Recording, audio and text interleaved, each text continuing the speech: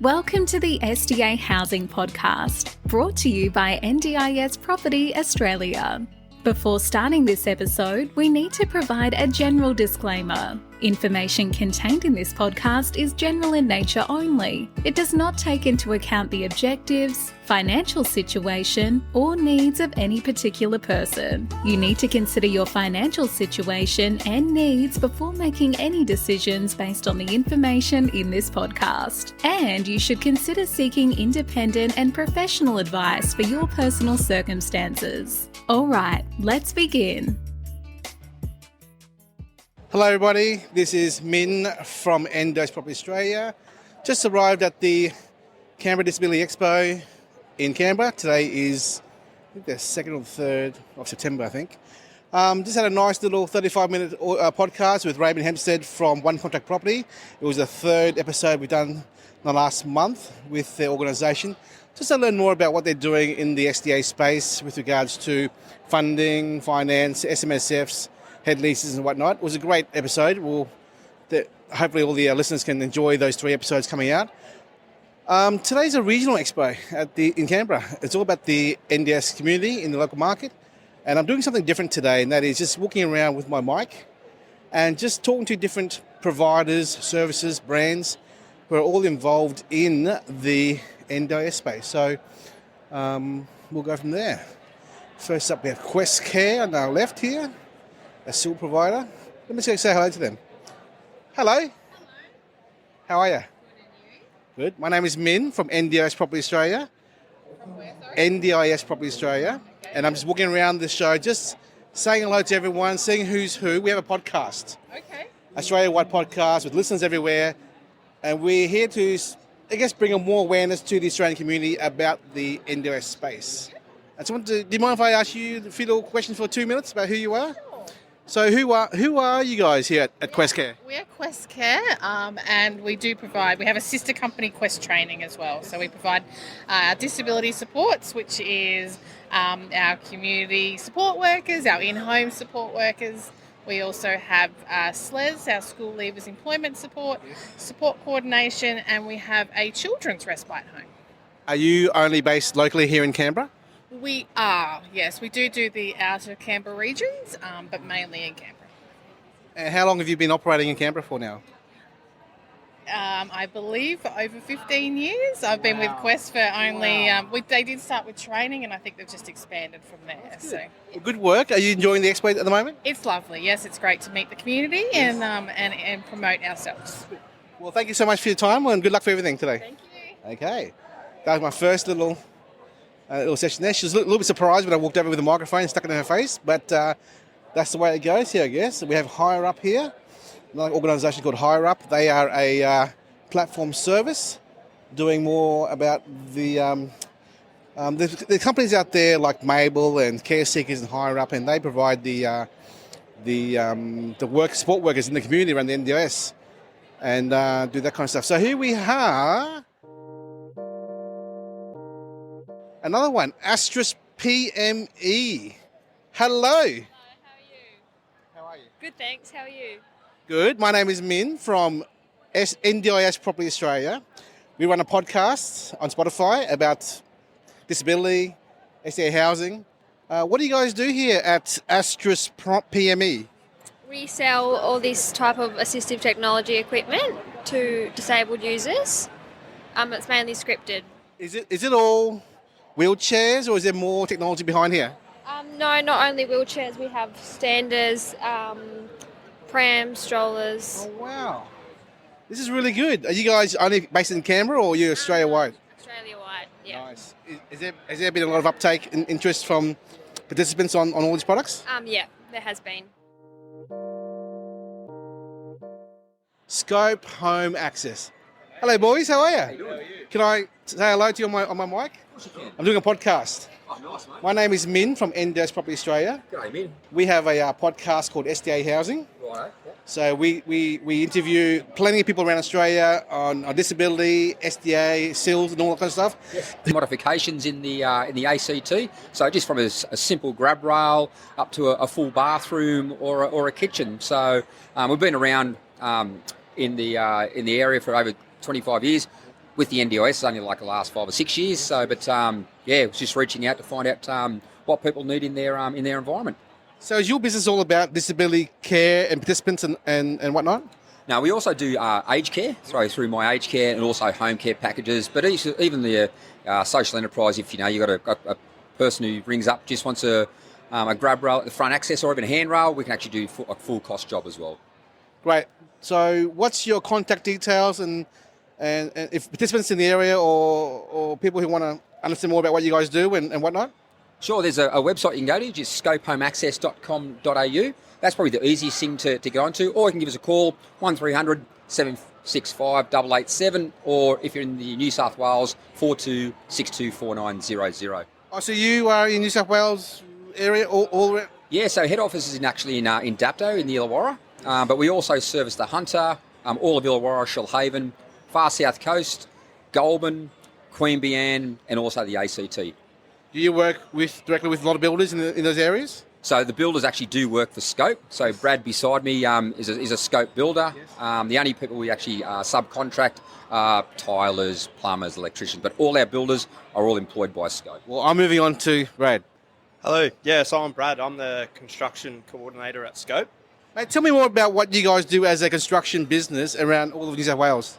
Yeah, so we do a lot of bathroom modifications.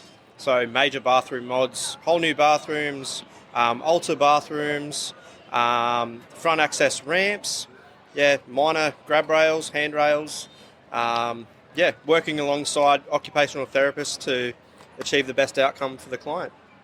What's the ratio of SIL construction to SDA housing construction that you guys do in the marketplace at the moment? So we very minimal at the moment. So we minimal of which side? No, so a lot of like the SIL and SDA housing. So our clients we have at the moment, they would contact us to see if they sort of have it already set up. Yes.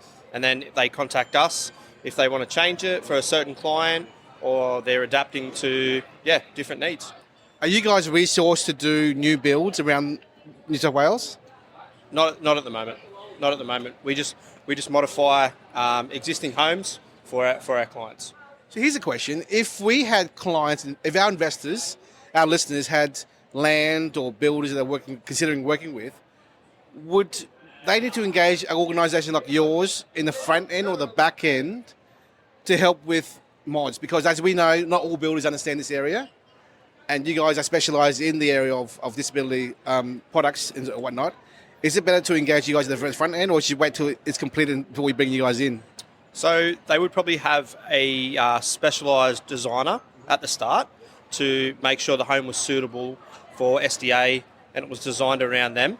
So at this point in time with Scope, we're based around modifying an existing home. Yes. But in the future, anything's possible. The thing is, with as our listeners may know, SDA housing is a very niche area. There's not many builders doing it. The most of the work demand is really the SILs, the existing homes.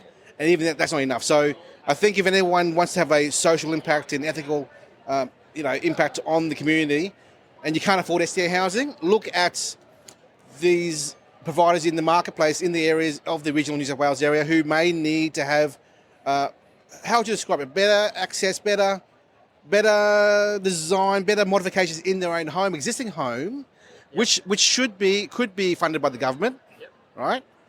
Speaking of which, can you explain to us in a little 1 minute summary, funding from government, mods, if a participant or investor with participants who want to get involved in this, how do they get their funding in place to get the mods done for these existing older homes? Yeah, so an occupational therapist needs to do a needs assessment on what they recommend. So, and actually they need a home mods line item in their plan. Once they get a home mods line item in their plan, depending on what they want from a bathroom, we can do a builder's consultation with the occupational therapist to make sure the recommendations that he or she are giving are structurally viable. That's why we need a builder's consultation, and then they work in conjunction with the OT to make sure that a bathroom is functional for the client. Great, guys. I think if we can, I'll go back to my office on tomorrow, in Brisbane. I'll get my staff to contact you, and maybe we should set up another proper 40-minute podcast. Perfect. Talk about what you guys do, because we are very aggressive with the expansion into New South Wales. we know there's a big demand for New South Wales SILs and housing providers and SDA participants. And I think the path of least resistance is, while we wait for land and areas, I think modifications is the way to go moving forwards. Yeah, cool. Well, that's what you want. You actually want to keep people safe in their own home. So yeah, that's I suppose that's the goal that we want to achieve. Thanks, guys. Talk to you soon. Cheers, mate. Bye-bye. Oh, here we are. Nexus Human Services. Hello, how are you? Good, thank you. How are you? I'm good. Who are you and what do you guys do here? Nexus is a disability employment provider. So basically, we assist people with disability looking for work. Are you based in Canberra only? Yes, we have few offices, 2 in Canberra, Harrison and Braddon, 1 in Queanbeyan. We have also offices in northern New South Wales and Queensland. Queensland as well? Yeah. Whereabouts in Queensland? Tweed Head and Gold Coast. Nice.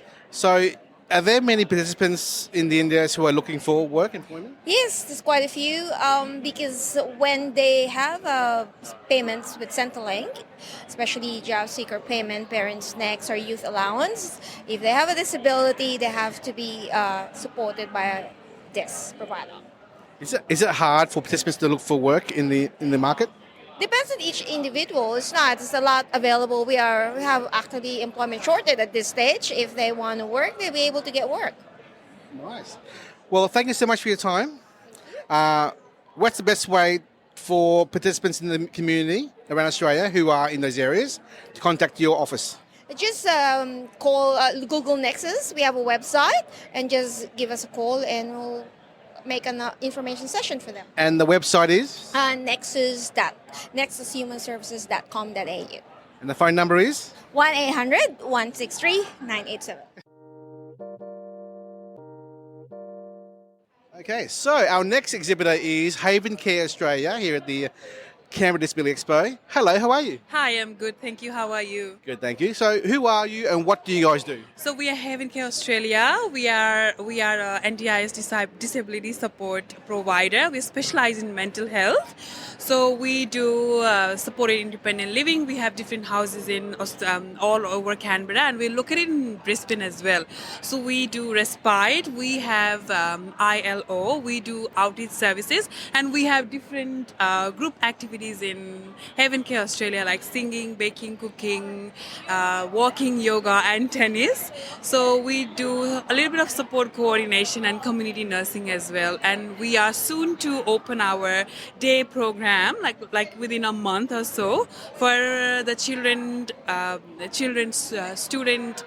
school children and the young adult below 30.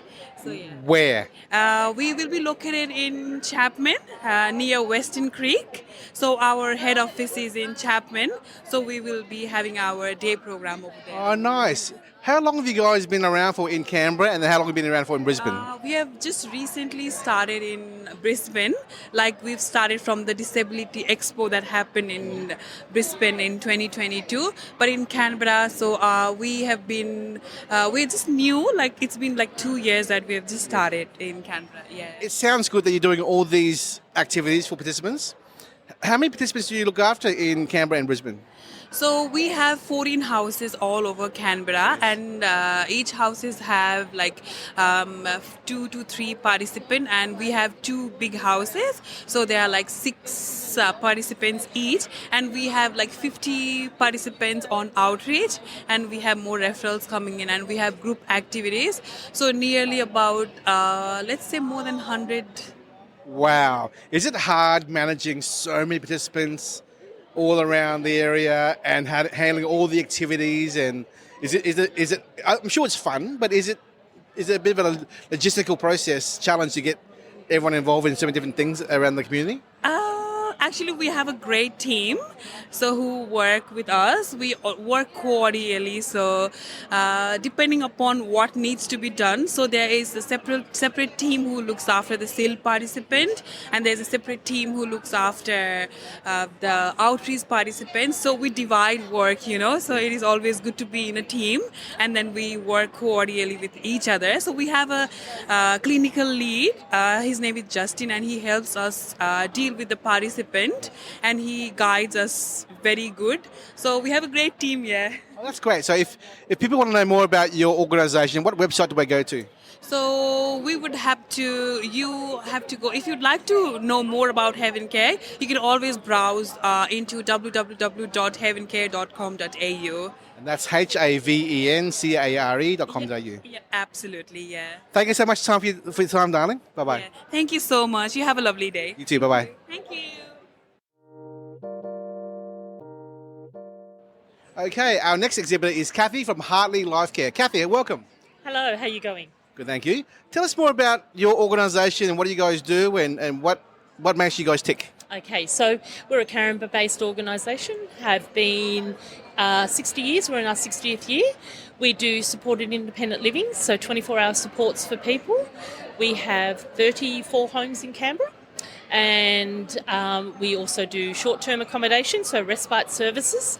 We've done that right from the start, but we've actually just have a new house we've built, specialised house, and we also have a hydro pool, so hydrotherapy that goes out to the wider community as well.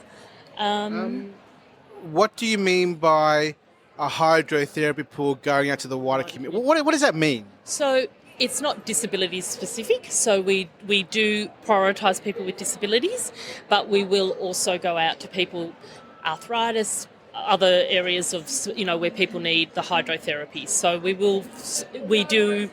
not just keeping it one sort of area. So you bring out a tub? No, we have a purpose-built pool that is it's a smaller pool, but it's accessible to everyone, and it has and people use it for exercises, use it for physiotherapy, and have people coming to it quite regularly. So, Is this a mobile pool? No, No. it's in a building. It's Oh, it's a building. Gotcha. Yes, yeah. So it's sitting in a building, and so we've revamped that, and it's fully accessible for people with disabilities, but also others. So It must be very popular with the participants then. it is. It's very popular, and it's booked out, and we're always looking for people and other times, and expanding that into other times, maybe possible weekend usage and not just weekdays. So that's been a good. We've enjoyed sort of getting that up and going again. Yep. So yeah. In our podcast series, we've talked a lot in our show a lot about respite accommodation for a while now. We understand it very well. Yes. We don't do it, obviously, but we understand it. Tell us, can you explain to our listeners why respite accommodation or that kind of service is so important to our participants, needs or mental health or whatever? Because there's a big difference between SDA housing, SIL services. But why was respite accommodation, respite services a very important part of your core business at the very start? So look, it's something that it has many factors to it, and what we find though is not only it gives a family a break, but it actually gives the person we're supporting time to be away from the family and experience living away from the family. We almost see it as a bit of a transitional service sometimes for people. If people have been with us for a while, they really enjoy being away and find independence. They find, that they actually really maybe want to move out of home, and that's really good. That's been something we've seen people progress in our services even from young teenagers, and they've moved out of home, and it's been a really much smoother transition for them. But it's also giving families that opportunity to have, and our respite services are for really quite high complex needs as well. So that's an area where it's to trust others to do it is very difficult. But we're very trained, and our staff are trained in those high complex as well.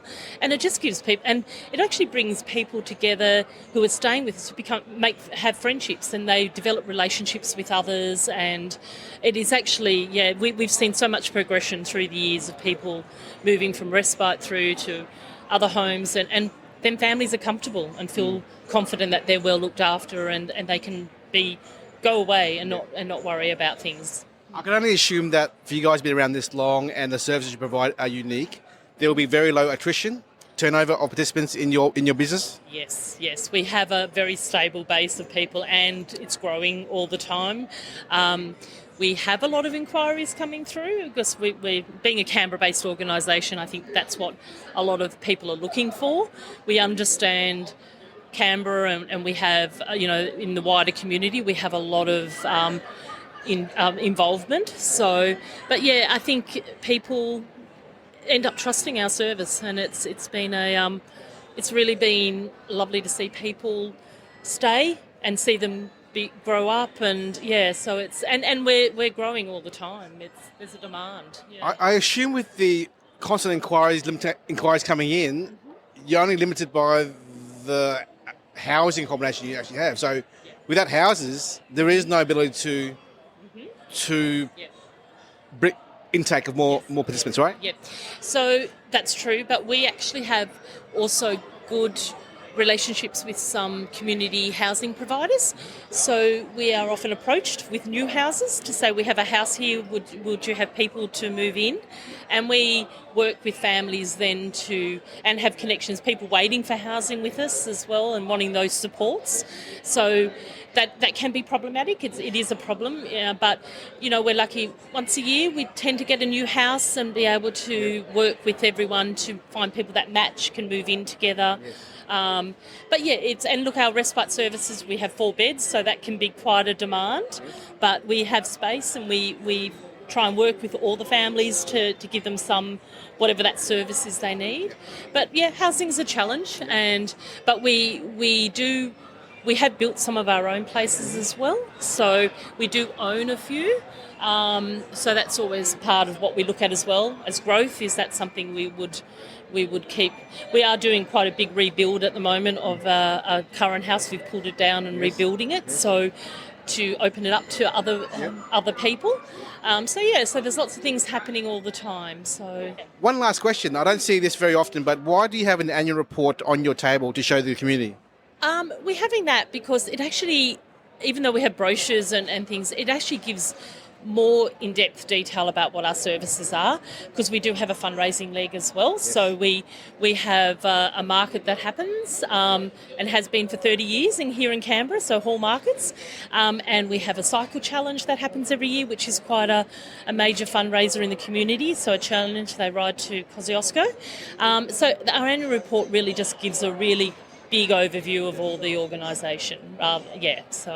Wonderful. Kathy, if our listeners want to learn more about your organisation, what website or phone number or website can they go to learn more about you? Yep, so we have a website which is Hartley Life Care. And how do you spell that? Hartley, Life Care, LIFECARE. So 2 separate words, Hartley Life Care. And so we have a very good website that gives all the information on our services. Dot what at the end? Sorry. .org.au. hartleylifecare.org.au. Wonderful. Thank you so much for your time, Kathy. Yes, lovely. Thank you very much. Bye-bye. Okay, bye-bye. Hello, James. How are you? I'm well today. So this is AIM Choices, AIIM Choices. Who are you guys? What do you do? We do 3 things and 3 things only. We do NDIS applications, so applying for the NDIS. We do plan management, and we do support coordination. So NDIS applications meaning helping participants apply to the NDIS for funding. Is that correct? Correct. Wow. Yeah. How long have you guys been around for now? Started in 2017. The big difference with us and most other organisations, we've got staff that can speak over 20 different languages. Wow. So we help people where English isn't their natural tongue. Do you have a lot of participants on your books? Depends what you call a lot. We're big enough, yes. Yeah. Oh, that's good. How long have you guys been around for now in Canberra? In Canberra, a couple of years. Cool. Yeah. And what do you enjoy most about what you guys do here? This weekend is just enjoy about meeting people and hearing their stories and their journeys. And we do that all the time. Just listen and talk to people. That's great. I mean, looking after people in the community, helping them move forward in their process is very important, yeah? Yes. We're all about relationships. So with us, if you're with us, you have a direct phone number to one individual. You don't go through call centres and you don't go through reception. You can just dial direct to that one person and speak to the same person all the time. Wonderful. Thank you so much for your time, James. No worries. Thank Bye-bye. you. Cheers. Enjoy your day. Okay, so we're here now with an exhibitor called Skipper Care Australia. And Kagan, hello. Hey, how you going? Good, mate. So what do you guys do and what are you all about? And tell me more about the organisation. Yeah, so look, we really focus on that personalised disability support. So what we really specialise in is finding the right supports for the participants that need it. So whether that's one-on-one sort of in-home and community type supports, we're also running a living and work skills program, which is really focused around teaching those skills around independence to give people the opportunity to become as independent as possible. We also do short-term accommodation and supported independent living as well. So one of you girls just told me just then you guys have about 80 support workers and about 150 participants over the last 150 years. How has it been to grow from the start to where you are now? Are you at your peak? Is there room for more improvement? Because you're not just here in Canberra, you're New South Wales and Goulburn, I heard she mentioned. Tell us more about the long-term future of the business. Yeah, so at the moment, we started in Canberra. We've been around for about 6.5, going towards 7 years, with the goal. So when Beck sort of first came up with the idea, it was to help one or two people to navigate the journey. We've got a son with an intellectual disability, so it was to sort of try and help families just to find out where to go, what to do when you need support, and the sort of different opportunities that were out there. And that was the goal from the outset. Just one or two families. I said now, nearly 7 years later, we've got over 80 staff, 170 participants that we support each week, and it really has just grown with the goal of trying to work with individuals to make sure they get the supports that they need. We don't just send anyone out. We don't have a great big pool of people that just, we flick out each week. It is about that continuity of support. So when we find the right supports, those supports stay in place, and we keep them. So you've got the same person turning up. You know who's coming each week. It's not some random person at the door. So it really is about building those networks around people. Yes. As you said, we've grown outside, so we now support people in Goulburn. We've supported people out through Yass and different areas around Canberra. And with the key goal now over the next sort of 12 months is to expand outside of Canberra. So we're looking at different opportunities up and down the East Coast. We're providing supports, and we've got the ability to grow into down the South Coast, with also goals up around in Queensland, Victoria, and different areas through New South Wales. Wonderful. Many still providers would often say, oh, we're all different, we're bespoke, we offer good service. And it's nice to hear, but as an outsider, we don't really understand what it takes to run a business with so many support workers and look after so many participants.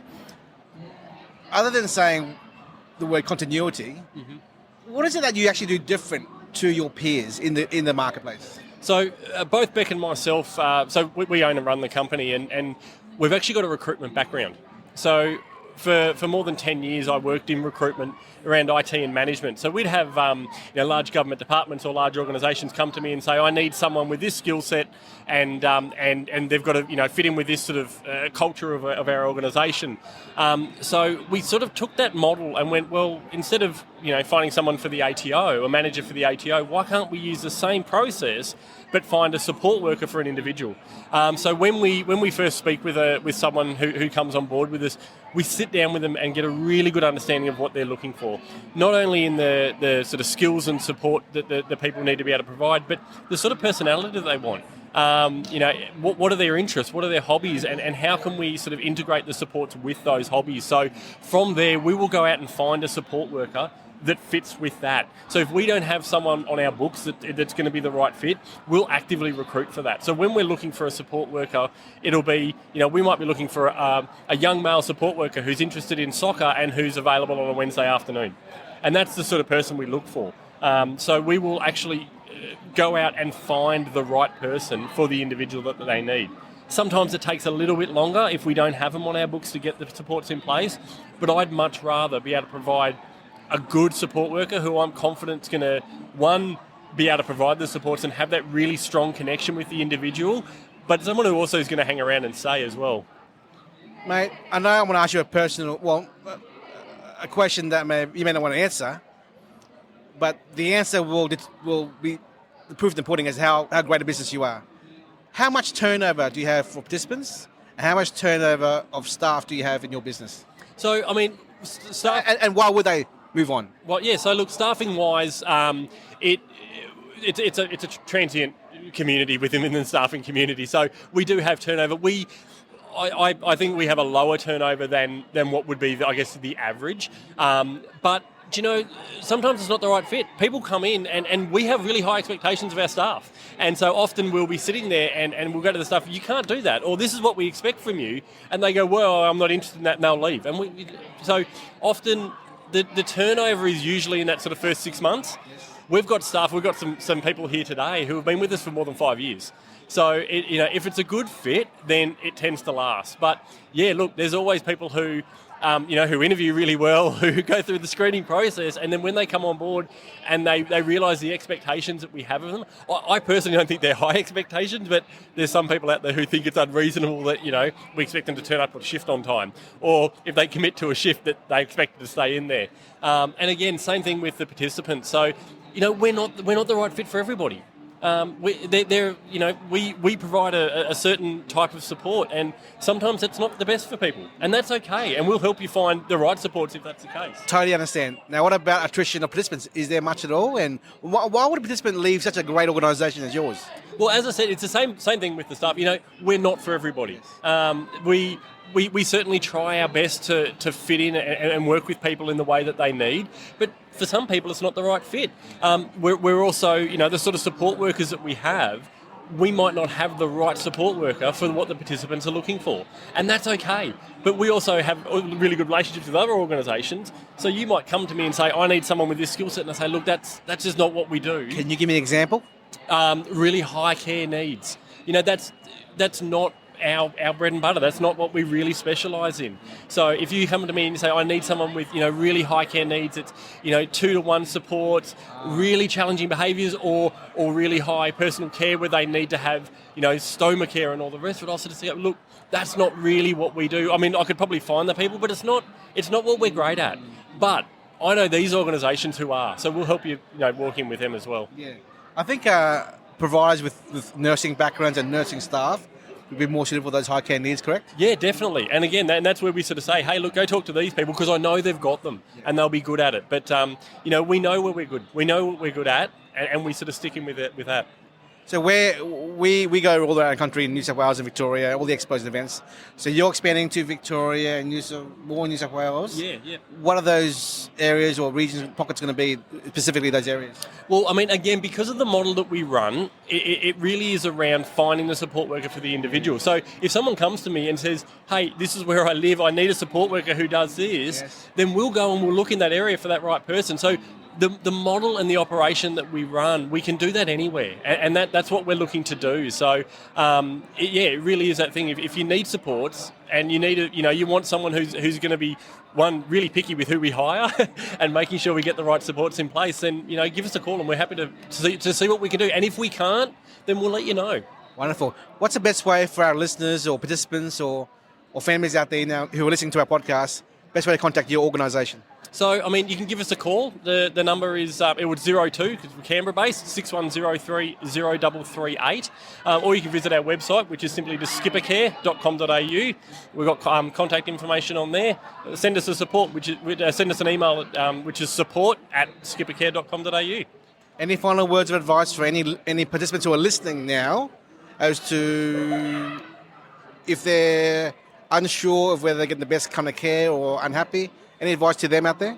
Look, it's what I say to everyone. If you're not happy with what you've got, have a look around. See what else is out there. There's so many great providers out there, and some people are scared that if they say something that people are going to pull supports. It really is. If you're not happy or you want some changes made, ask the question. And if the provider won't provide that, look at other providers that are out there, because there's plenty out there, and there's so much that, it's a catchphrase of the NDIS. It's choice and control. You get to choose. Exactly. Kagans, thank you so much for your time. Can I have your business card at all? Yeah, most definitely. I'll grab you one from... Thank you so much, mate. Awesome. And here we have another person we've met in the past doing a podcast with our office. Blitzit Plan Manager, how are you? Thank you. How are you? We meet again. Yes, we do. How are you? Good day. How's your day? Very good. Very So busy. we finally published your episode a few days ago. I know. I did see the email and I did listen to it. Very good. Thank you for that. Thank you for your time. That's okay. How are you finding the Canberra market, the Canberra Expo here? It's really good. A lot of foot traffic. It's really nice to meet participants, connect with providers. So it's been really good. I've had lots of fun. And you in Sydney. So do you always go to all the events around Australia, everywhere? Pretty much. There's not many that we don't go to. We definitely do all these Disability Expo ones. We are Australia-wide, so we try to get to as many as we can. There kind of is only me doing my role, so there's only so many I can get to. But yeah, no, they're really fun. We like them. You guys are doing a great job. Yeah, thank you. We're going to attend a SDA conference in Hobart in November. You should come along to it. Okay. All right. You need to send me an email with the information. Well, I will, but it's called sdaconferences.com. It's all about SDA. So it's housing providers, civil providers, developers, builders, architects. A little bit different crowd than what you're used to. But I mean, all these people we come across in this conference, they all work with SILs and other groups as well. So it may be of interest for you guys to come along to just to network and bring the brand out there. I'd definitely be interested in coming. I'll wait for your email to come through and I'll be there. Okay, so here we are at Dice for Diversity Gaming. How are you? We're really good. Now, tell us more about who you are and what you guys do here. Dice for Diversity Gaming, we do social inclusion through roleplay. So we use Dungeons and Dragons as a platform to teach social and communication skills. And we do it in a safe and fun environment where people can learn skills without understanding the learning skills.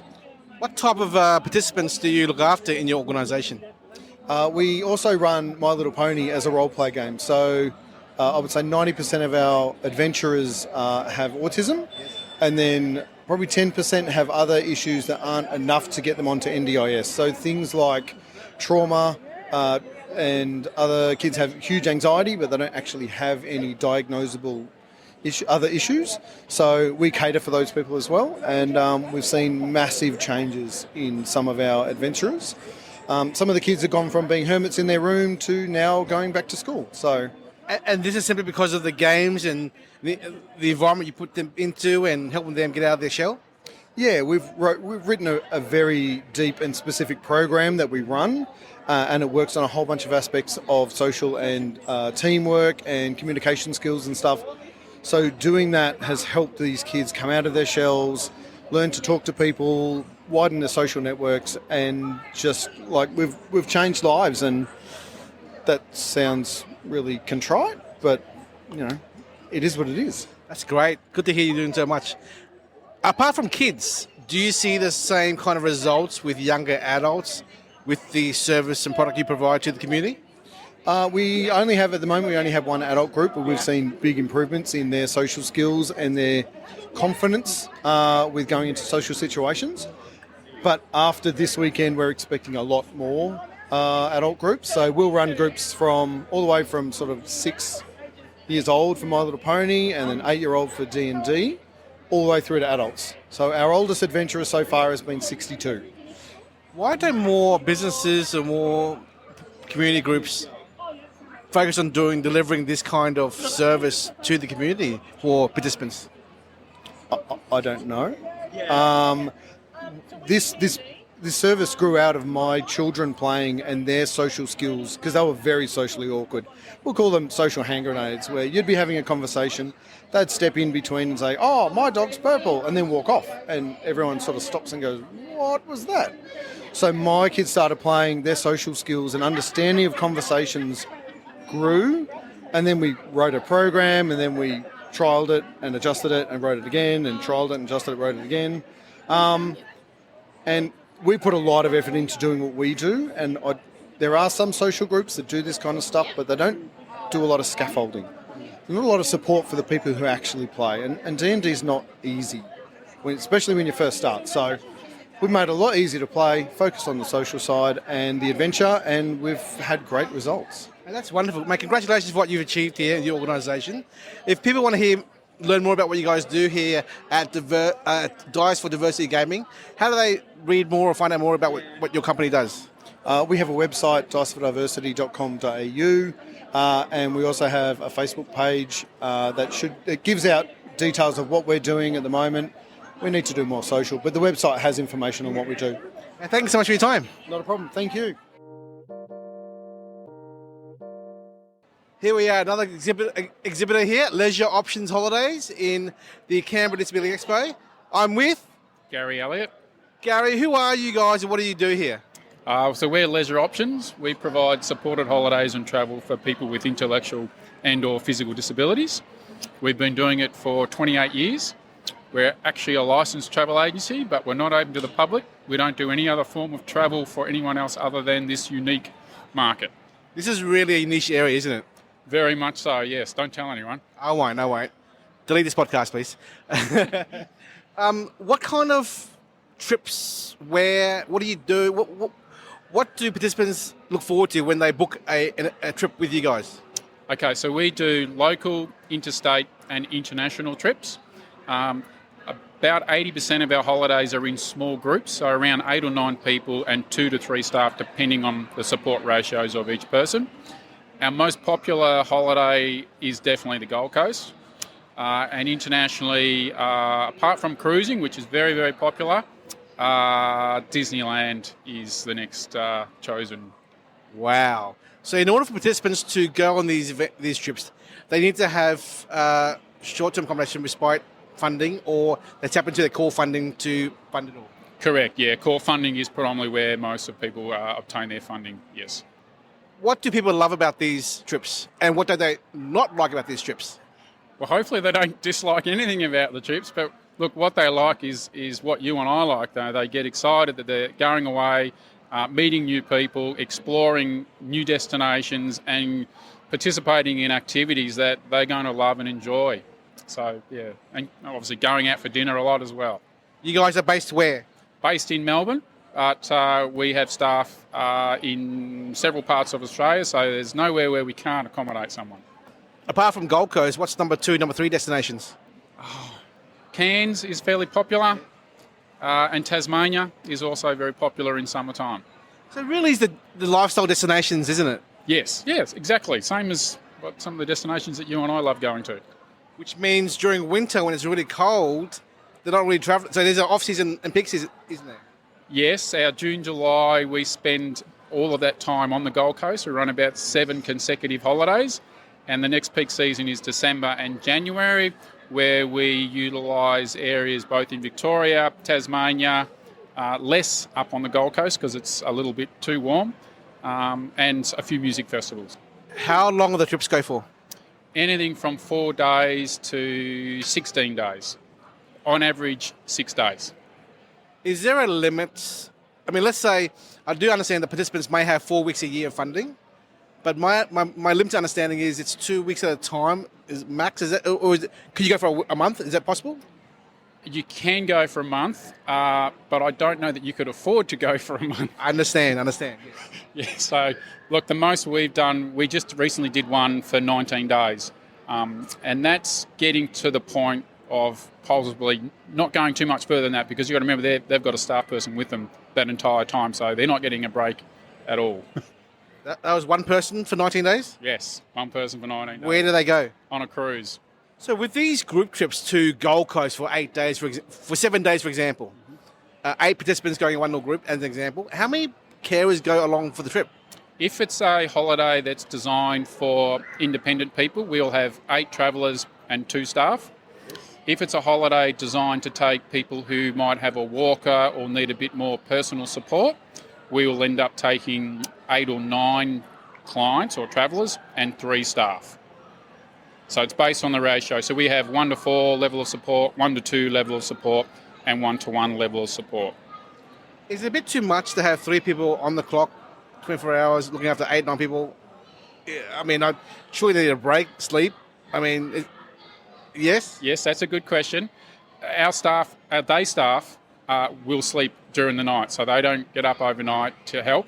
If someone needed assistance overnight on a regular, ongoing basis, We employ another staff person who is called an active night staff person. Yes. Their job is to stay up all night and provide the necessary support.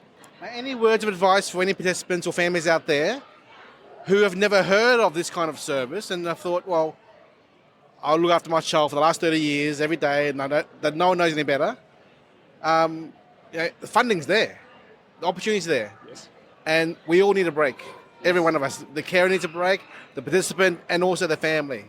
Any words of advice to people who've heard about this but don't know what to do or how to go about it? What's your words of advice here? Whether it's with Leisure Options or some other travel provider, I would engage with them and get to understand the process, to get on board and understand how holidays can be utilised under your NDIS package, and then the world is your oyster after that. There's nowhere that you cannot go. Everything is possible. But how do people get in contact with your organisation? What's the best way to find out more about this information here? They can contact us on our website, so leisureoptions.com.au, or via our 1300 number, and or email as well. Mate, thank you so much for your time. All right, thanks for having me. Cheers, mate. Okay, here we are at Higher Up, and we have Larry here. Larry, hello. Hi, how are you? I know who Higher Up is, but tell us more about our listeners, who Higher Up is and what do you represent and why do you exist in the community here? Yeah, so Higher Up was actually co-founded by siblings Jordan and Laura O'Reilly because they had a younger brother, Shane, with cerebral palsy, and they witnessed support workers coming in and out of their home, and sometimes the support was great and sometimes it wasn't, but the bottom line was there was no choice or control for Shane or his family and who supported him. So essentially now Higher Up is Australia's largest NDIS registered platform, and what we have is we've got kind of two sides of the platform. So we've got NDIS participants and their account managers on one side of the platform. We've got disability support workers on the other side of the platform. Both sides of the platform will build a profile, and then through the platform people can connect up based on shared interests, availability, and if you need different skills to support somebody. So say for example you want a support worker to support you with gardening, but you also need someone who's trained in peg feeding, you can filter down and search for people who meet that criteria. So this model is different from the rest of your peers out there? Yeah, so the reason that we're different is because, so firstly we're NDIS registered, which means that we adhere to the NDIS quality safeguards. It means we can provide restricted practices if required as well. We also employ our support workers, so that's really awesome because it means that there's sort of a set rate for service. And Employ as in employees? Yeah, so our support workers are employees of Higher Up, so we take care of tax, insurance, super and payroll, all the good things, and we provide training as well. And your peers don't do this? So a lot of them operate in contractor model, which is quite different. So it means support workers need to have their own ABN, and you don't necessarily know if support workers are going to have insurance as well, which is really important. You want to make sure everyone's protected. So how many support workers are on your platform and how many participants are on your platform then? So we connect about 12,000 people per month. So that's 6,000 support workers and 6,000 clients who connect up through Higher Up every month. And we're all across Australia. So we've got people who are connecting in the Northern Territory, a lot of people connecting on the east coast of Australia, but yeah, in Tassie, South Australia, Western Australia as well. That's a pretty big business. Yeah, we've got big growth goals as well. So keep an eye out for us in the future. We're looking to grow. So in Australia, there's about 535,000 participants, and you have 6,000 there. Surely there's a limit to how many participants your model can take, or is there unlimited? Well, look, I mean, it really depends on supply and demand, right? So, the number of support workers are on the platform, the number of people with disability we can essentially support. So, that's sort of what I'd say to that question. Okay. Do you guys, and the other providers work in SIL, ILO, and Respite and all that kind of stuff. Do you guys do that as well? So we have Higher Up Homes, which has recently launched, and we're doing some work in the ILO space, which again, as you know, is quite new. But yeah, our team's always open to having a discussion as well. So only ILO homes? Yes, only ILO at the moment. Can you please explain to our listeners what that means? I'm actually probably not the best person to explain that. She means no comment.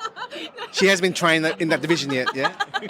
Well, I guess ILO is different, right? great because you get the opportunity to design and explore a circumstance that's going to work best for you, and then you've actually got the implementation phase that's going to work to best roll that out. I think what you mean, if you can correct me, is Yeah, for sure. still houses are more like the carers with 2 or 3 participants there, and ILO is more of an independent living. So you might have a live-in carer, you might have family coming over all the time, you may have a carer coming in 1 or 2 hours a day. So it's a bit of a flexible model to promote independent living. Yeah, totally. So the way that the team have kind of explained it to me is that, so you can do that sort of through core supports, but the way that ILO is a little bit different is that you've got somebody who really kind of oversees and manages those supports. So essentially what that means is, a parent, if you're living at home, would know when you need to change a toothbrush, but support workers might not be looking out for that sort of stuff. So through ILO, essentially, what we look to do is we look to set up, an arrangement that's going to be best for you. So that might be a roommate arrangement, that might be that you've got support workers sort of coming into your home and you live with a friend,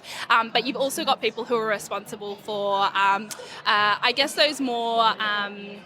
it's not typically like support, it's more kind of intuitive support requirements, if that makes sense. Yeah. Cool. So what division of Higher Up do you work in? I work in the community engagement team, so I'm the community engagement manager for New South Wales and the ACT. All of New South Wales? Yeah, New South Wales and the ACT.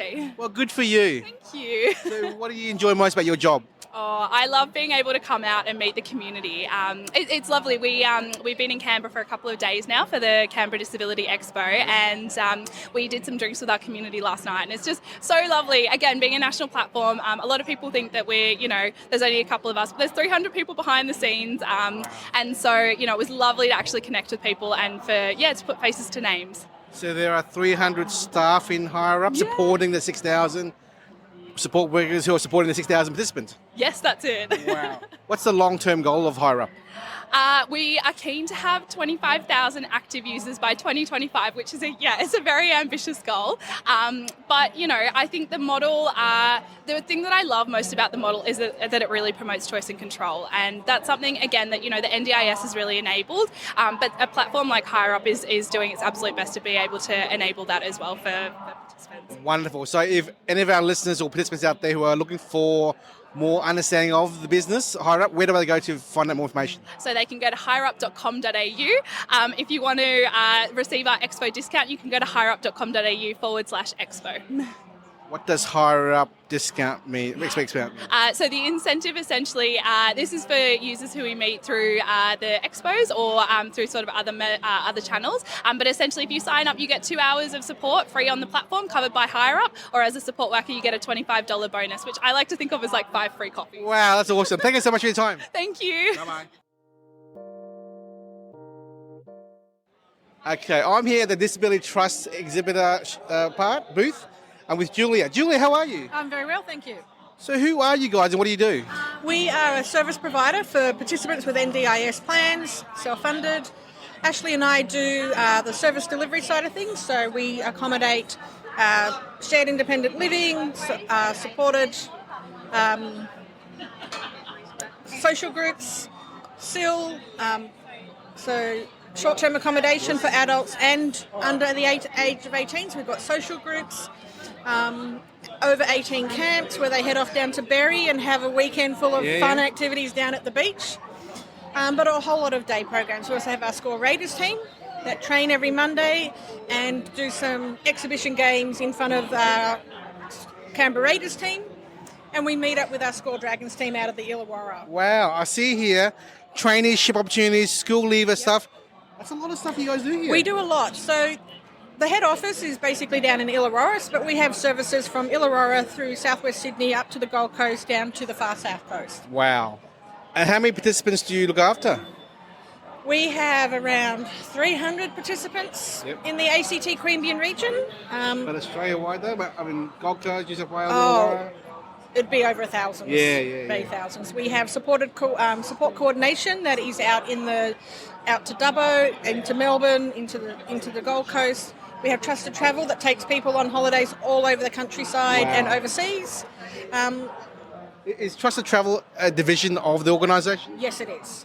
It's a It's part of the Disability Trust, but it sort of stands alone, along with our clinical support team and our supported coordination team, all under the umbrella of Disability Trust, but all kind of work individually as well. So That's wonderful. So if people want to learn more about your organisation, what's the website or phone number? The disabilitytrust.org.au is our website. There's a whole lot of information. On some of the brochures we have here, we have the QR codes that they can just phone in and link in straight into that organised. Thank you so much for your time. Thank you. Bye-bye. We hope you enjoyed this episode. Please make sure you are subscribed and following us so you can keep in the loop with all of our upcoming episodes. We would really appreciate it if you could leave us a 5-star rating, a written review, and to share this podcast with those that could benefit. Until next time, catch you on the next episode.